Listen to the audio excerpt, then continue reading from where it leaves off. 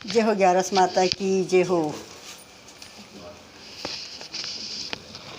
निर्जला एकादशी महारानी माता की जय। वर्ष की 24 एकादशियों में ज्येष्ठ के शुक्ल पक्ष की एकादशी सबसे बढ़कर फल देने वाली है। इस एकादशी का व्रत रखने से ही वर्ष भर की एकादशियों के व्रत का फल प्राप्त हो जाता है। इस एकादशी में एकादशी के सूर्योदय से द्वादशी के सूर्योदय तक जल भी न ग्रहण करने का विधान होने के कारण इसे निर्जला एकादशी कहते हैं। ज्येष्ठ मास में दिन बहुत बड़े होते हैं और प्यास भी अधिक लगती हैं।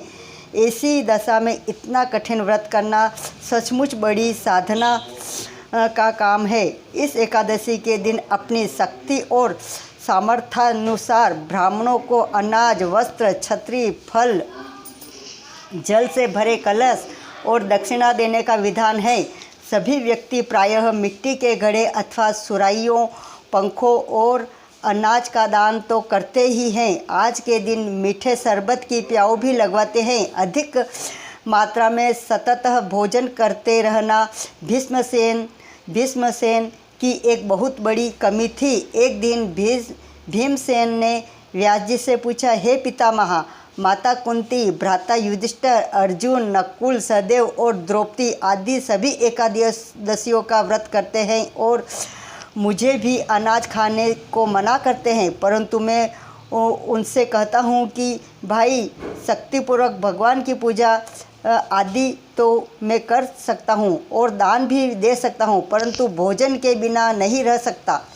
इसके उत्तर में व्यास जी ने कहा, हे पांडुपुत्र भीमसेन, यदि तुम नरक को बुरा और स्वर्ग को अच्छा समझते हो तो प्रत्येक मास की दोनों एकादशियों को अन्न मत खाओ। और तब भीमसेन ने कहा, हे पितामह, मैं तो पहले ही कह चुका हूँ कि मैं भी भोजन के बिना नहीं रह सकता। यदि वर्ष भर में कोई एक ही व्रत हो तो मैं रख सकता हूँ। मेरे पेट में वृक नामक वाली अग्नि है। मैं अन्न के भोजन बिना पूरा उपवास तो क्या एक समय भी बिना भोजन किए नहीं रह सकता। मैं अतः आप मुझको कोई ऐसा व्रत बतलाइए जो वर्ष भर में केवल एक ही बार करने पड़े और मुझको स्वर्ग की प्राप्ति हो जाए। श्री व्यास जी ने कहा, हे पुत्र, बड़े बड़े ऋषियों ने अनेक शास्त्र बनाए हैं जिनमें वर्णित उपायों के द्वारा थोड़े से परिश्रम से ही स्वर्ग की प्राप्ति हो सकती है, परंतु उन ऋषियों में भी दोनों पक्षों की एकादशियों के व्रतों को मुक्ति के लिए सबसे श्रेष्ठ लिखा है।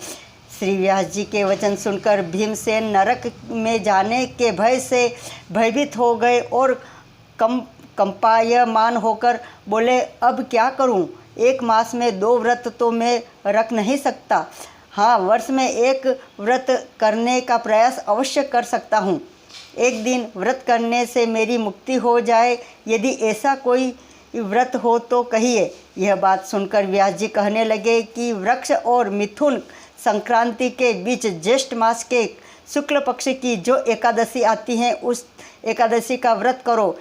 इस एकादशी के व्रत में स्नान और आचमन के सिवाय जल वर्जित हैं। आचमन में 6 मास से जल से अधिक नहीं लेना चाहिए, अन्यथा यह मद्यपान से सुदृढ़ हो जाता है। इस दिन भोजन नहीं करना चाहिए क्योंकि भोजन करने से व्रत नष्ट हो जाता है। इस एकादशी के दिन सूर्योदय से लेकर द्वादशी को सूर्योदय तक जल ग्रहण न करने से समस्त एकादशियों के व्रतों का फल प्राप्त होता है। द्वादशी को सूर्योदय से पहले उठकर स्नान आदि करके ब्राह्मणों को दान आदि देना चाहिए। इसके पश्चात भूखे और सत्पात्र ब्राह्मणों को भोजन कराकर फिर आप भी भोजन कर लेना चाहिए। इसका फल 1 वर्ष में संपूर्ण एकादशियों के फल के बराबर होता है।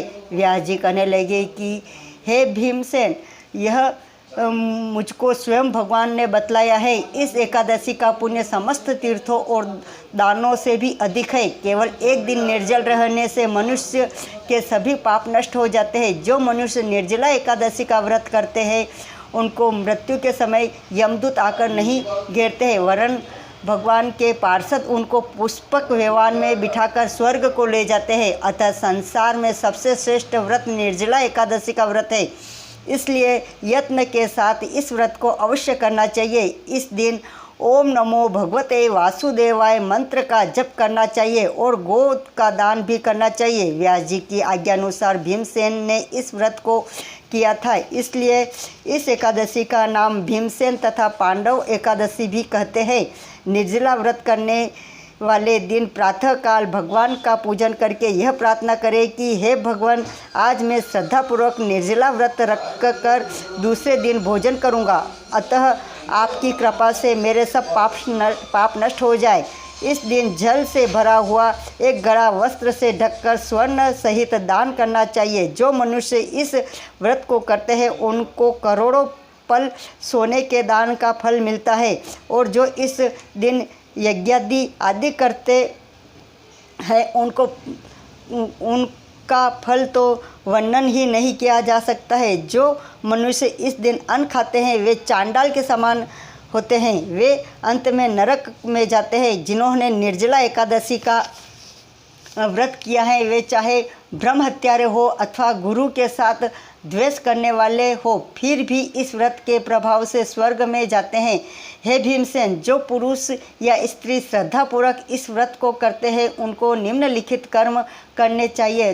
प्रथम भगवान का पूजन करें, फिर गोदान, ब्राह्मणों को मिष्टान व दक्षिणा देनी चाहिए तथा जल से भरे कलश का दान अवश्य करना चाहिए। निर्जला के दिन अन्न, वस्त्र, पात्र, अपमानह, जूती आदि का दान भी करना चाहिए। जो मनुष्य भक्तिपूर्वक इस कथा को पढ़ते या सुनते हैं उनको निश्चय ही स्वर्ग की प्राप्ति होती है। श्री निर्जला एकादशी महारानी माता की जय।